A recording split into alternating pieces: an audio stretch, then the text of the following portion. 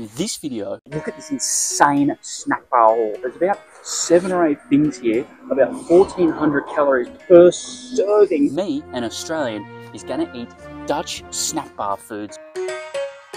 Abracadabra, didgeridoo, I've got a barmy start for you. I'm one half of High Stakes, and I've lived in this country for about 5 or 6 years now.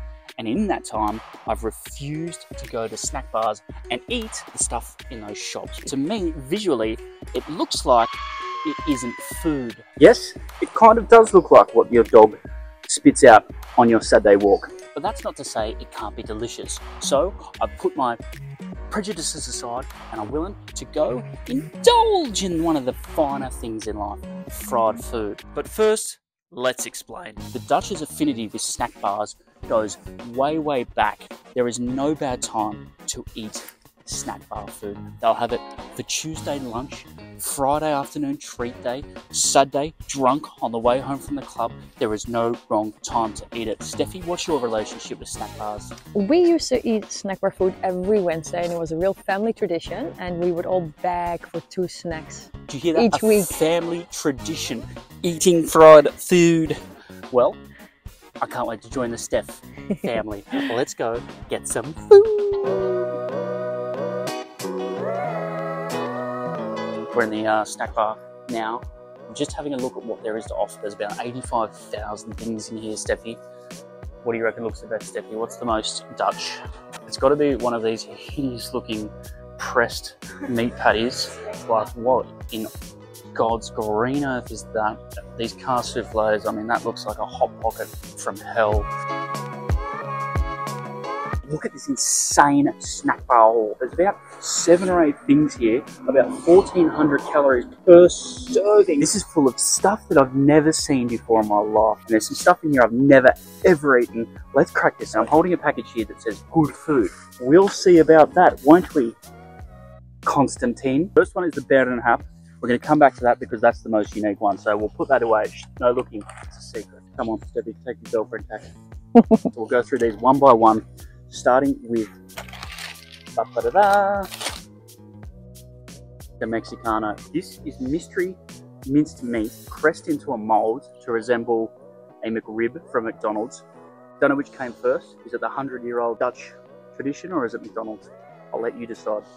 It's deep fried, so it looks like it's got a crispy outer shell, and then it pulls apart. It's quite hot still. You can see that sort of minced meat in there. Time for a first bite ever of a Mexicano. The deep fried aspect has given that a nice snap, almost like a sausage casing, even though it's not even close to a sausage. It might be pork or beef mince. There's some cayenne seasoning. There's something very sweet in there. There might be some sugar in that seasoning. And then it's just got that classic porky flavour. That is my first ever Mexicano. What else are these crazy Dutchies got for this Aussie? Next, from my magician's hat, what am I going to pull? Abracadabra, cheesery-doo. I've got a custard souffle for you. Let's get the crack open straight away because this is cheese, and if it gets too warm, we'll lose our cheese pull. Not much of a cheese pull. Looks like cottage cheese. Smells super cheesy. Again, deep fried. The Dutch, unless it's deep fried or potatoes, they're not interested in it. I love this country. There was a disapproving look from my girlfriend. Steph, what's that about? I'll just try it or a cassouffle, will ya? 3, 2, 1. First Aussie bite of car souffle. Really artificial tasting cheese. Ever so slightly melty. I'd say it's sort of like an American melty cheese, like those craft singles you get, except the taste is slightly off. The outer shell is nice and crispy again because it was deep fried with everything else. Slightly seasoned, but mostly they're letting the cheese do the talking. That's the second Aussie edition.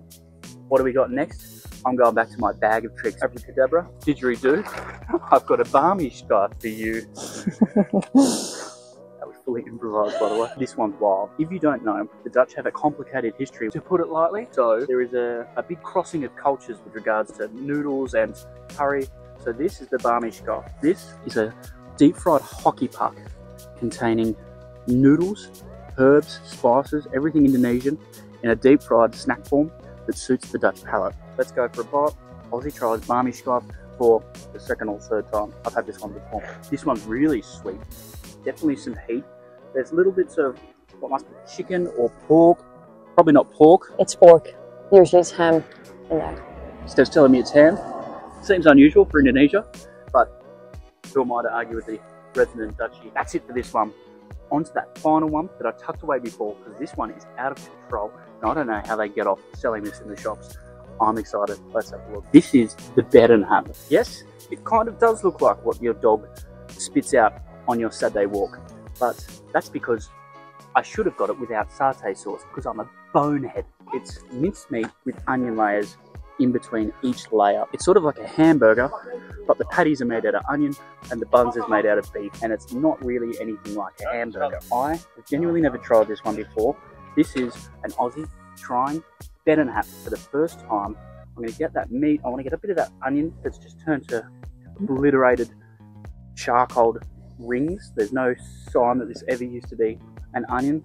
3, 2, 1. This, the heavy, really densely packed meatball. It's got very simple herbs and seasonings.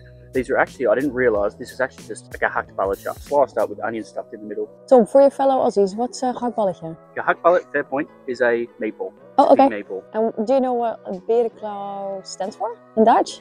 If I was going to guess, I'd say it's because the onion rings resemble just flashes of a bear claw, but I'm making that up because I'm inventive and quirky. If you know the true answer, leave it in the comments, because Steph and I will wonder about this for the rest of our lives. I'm going to have another bite, and then it's Steph's turn. The poor girl's been sitting here, drooling at the mouth.